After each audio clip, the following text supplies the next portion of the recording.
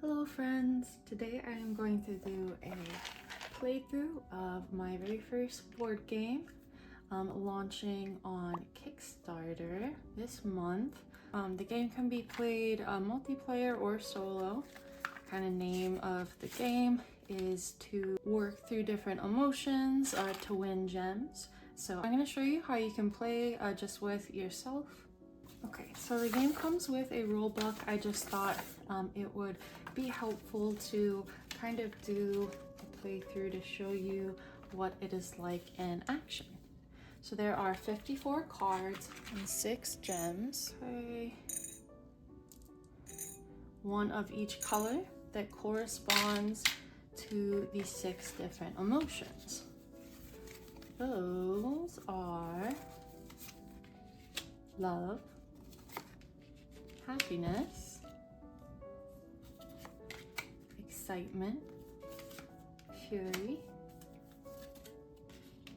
fear, and sorrow. So through the solo game, you are going to basically build these 6 foundations, these 6 piles, in order to win the gem associated with the color of the base card.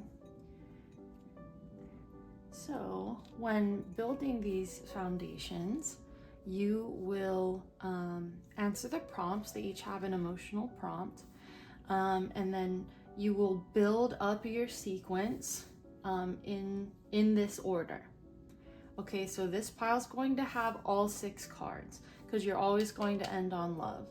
So sorrow will have fear, fury, excitement, happiness, love. Fear will have fury, excitement, happiness, love, so on. 4, 3, 2, and then this pile is the easiest gem to obtain because you only need 1 card, and that is love.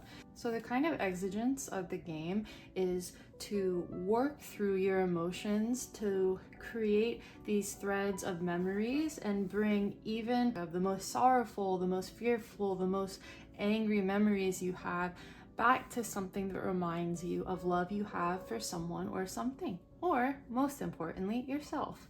So I'm going to, with that out of the way, I'll kind of go through basic mechanics and do a full-fledged playthrough to kind of see what it looks like every step of the way. Okay, so we have 3 different types of cards we're going to encounter. First are the emotions that we kind of discussed at the beginning.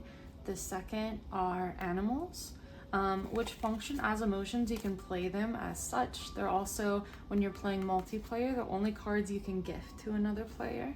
And then we have spirit cards, which when you draw it, automatically will trigger an encounter. So rather than with these 2 having to wait till next turn to play, these automatically, when you draw it at the end of your turn, is when you draw a card, it triggers an automatic encounter, and you kind of have to follow the rule of the prompt that it has on there.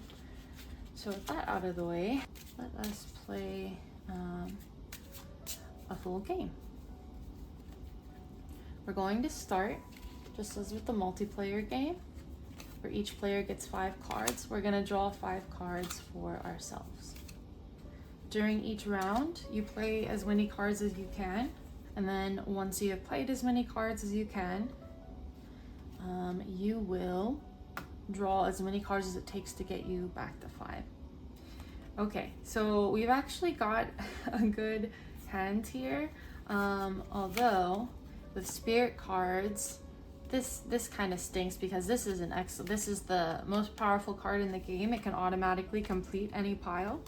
However, if you draw spirit cards like this on the first turn, if you have it in your starting hand, you do have to shuffle those back into the deck because remember, those have to be played like as an encounter when you draw them. So I'm going to draw myself 2 more cards to complete our hand of 5. 2. Okay, sweet.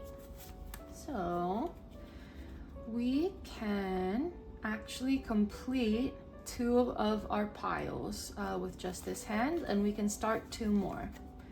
So the first pile we're going to complete is love. Again, it's the easiest because you just need one.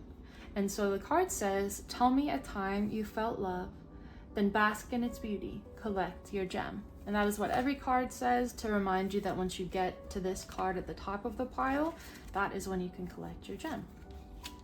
So our first and easiest is love. Tell me a time you felt love. I felt love earlier today when I got to talk with my little nephew over FaceTime. So it's as easy as that. For happiness, we're going to start that. That is our penultimate, our second to last pile. Tell me a time you felt happiness, then show me the love it inspired. I feel happy with myself for actually kind of, you know, not just leaving this as an idea on the drawing board and actually following through. I'm very happy for that. Show me the love it inspired. I have love for the arts. I have love for human expression. It's amazing that we have the ability to do this, to think something in our heads and kind of make it a reality. And I'm very thankful for all of like the artists and the writers and the designers who came before me that inspired me to get into the field, and just have inspired me in general with their creativity.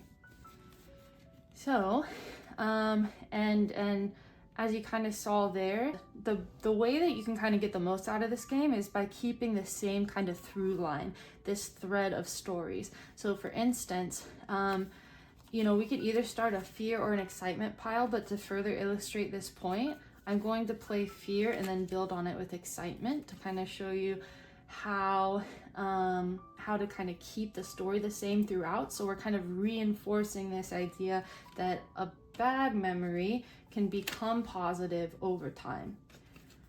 So sorrow and fear is the second to last emotion that is in this sequence. So let me think of a time I felt fear.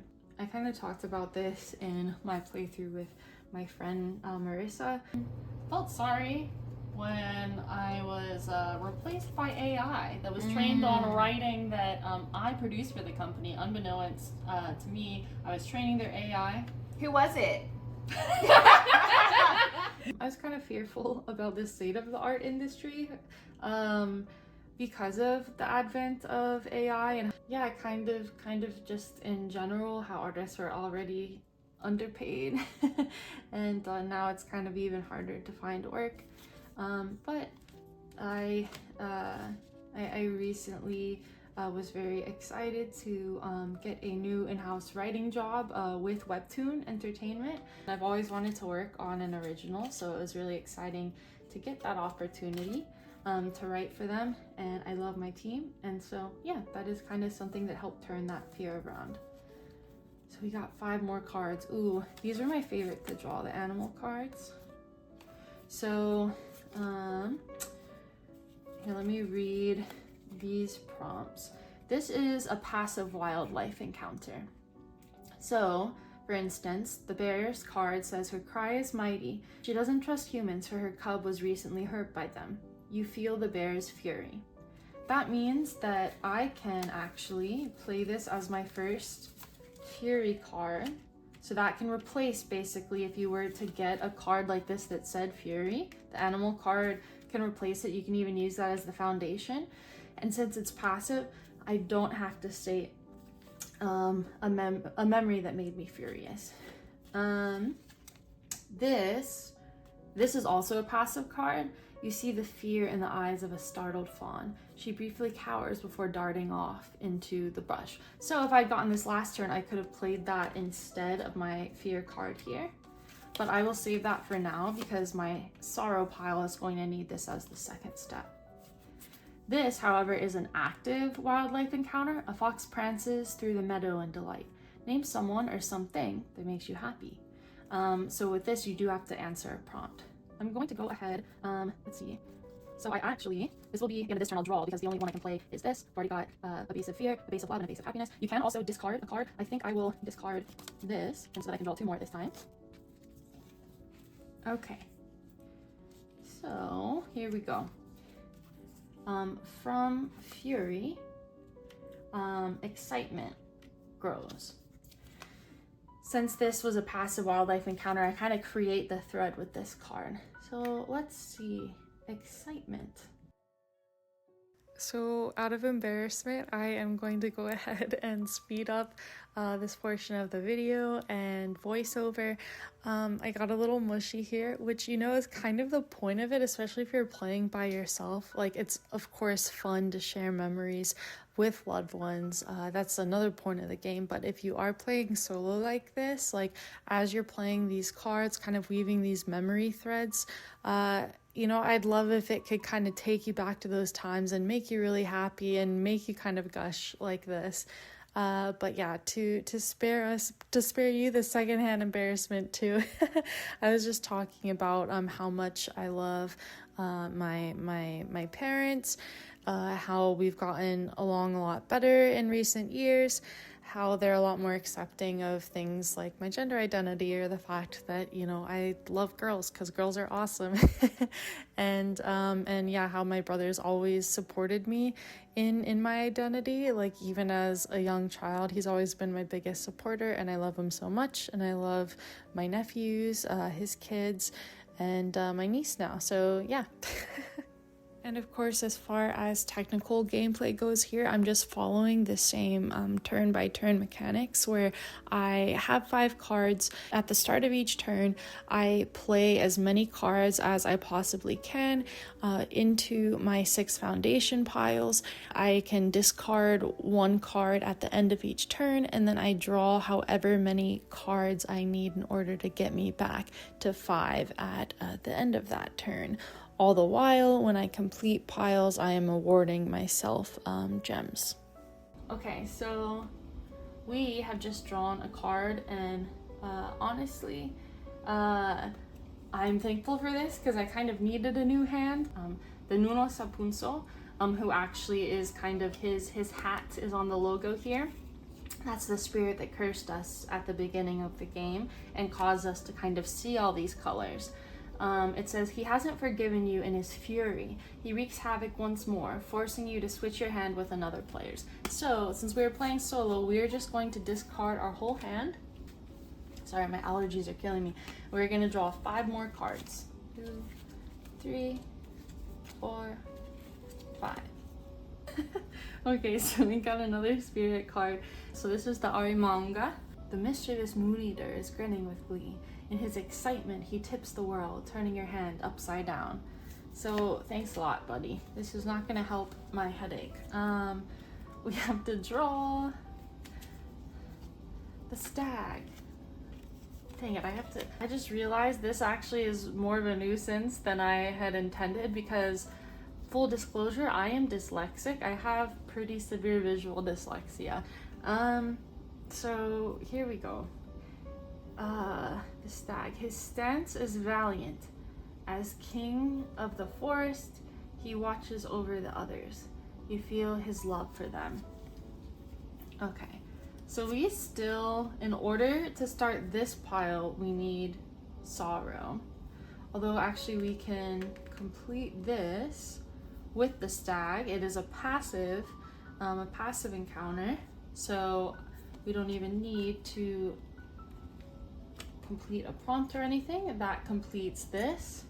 So yes, we just need our one last gem, which is, you know, in our defense, the hardest to get. So what can we discard? I would discard one of these at this point. We're gonna try to look for something blue, and hopefully we get beautiful. Okay, so we can start our sorrow card here. By the way, you just need to have your card slipped upside down for 3 turns. Tell me a time you felt sorrow, then show me the fear it stirred. Okay. I should have just, okay, I'm just not gonna read. I'm gonna go by color. Cheat code if you get the Arimanga card. Sorrow.